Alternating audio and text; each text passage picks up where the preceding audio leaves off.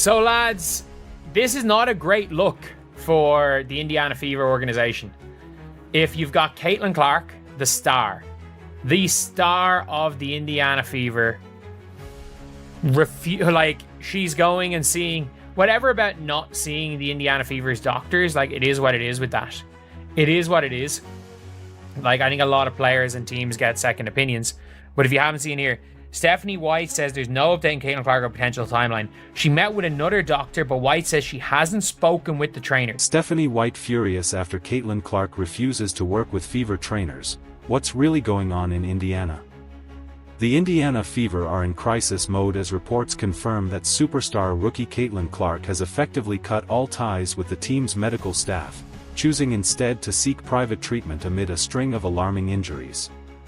The franchise that once banked its entire future on the most transformative player in WNBA history is now facing what experts are calling a full-scale rebellion.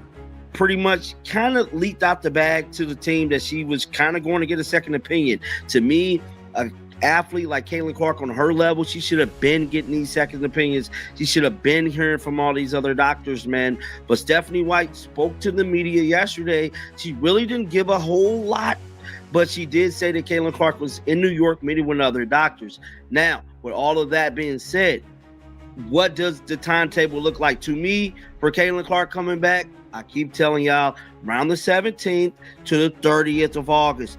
Head coach Stephanie White confirmed in a tense press conference that she has had zero communication with Clark's doctors and revealed that Clark herself hasn't shared any medical updates with the Fever's trainers. The wall of silence is more than just concerning, it's unprecedented. Sources close to the team claim that Clark's decision to seek independent doctors in New York was prompted by a re-aggravated groin injury sustained during a July 15th matchup with the Connecticut Sun.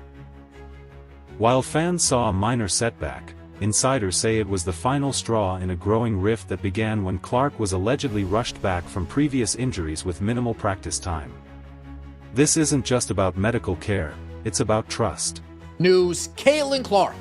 Following a July 15th injury to her right groin, Indiana Fever guard Caitlin Clark underwent further medical evaluations earlier this week. The team can confirm that no additional injuries or damage were discovered through the evaluations. Clark will continue working with the Fever medical team on her recovery and rehabilitation, with the priority on her long-term health and well-being. There is no timetable available for Clark's return, and no additional details will be provided at this time.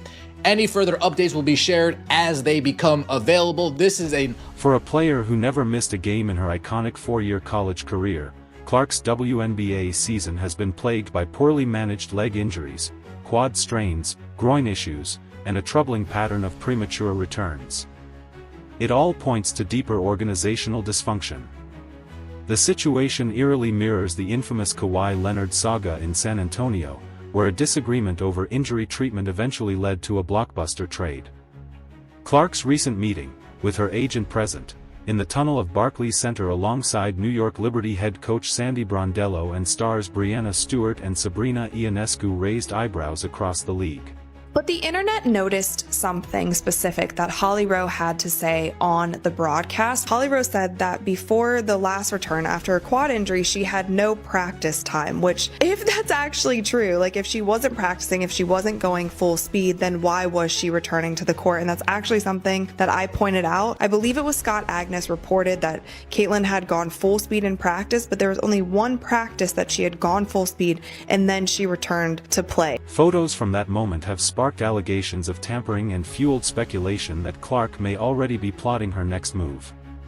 Clark, who brought sold-out arenas, national TV ratings, and millions in merchandise sales to Indiana, owes the franchise nothing. Yet the Fever's return on investment has been disappointing at best, a coaching strategy that minimizes her strengths and a medical team she can no longer trust. Clark has earned the right to control her career, body, and future. With rumors swirling and her patience waning, one thing is crystal clear: the Indiana Fever are on the brink of losing not just their star player, but the face of the entire league. If changes aren't made immediately, history will remember them not for drafting Caitlin Clark, but for driving her away.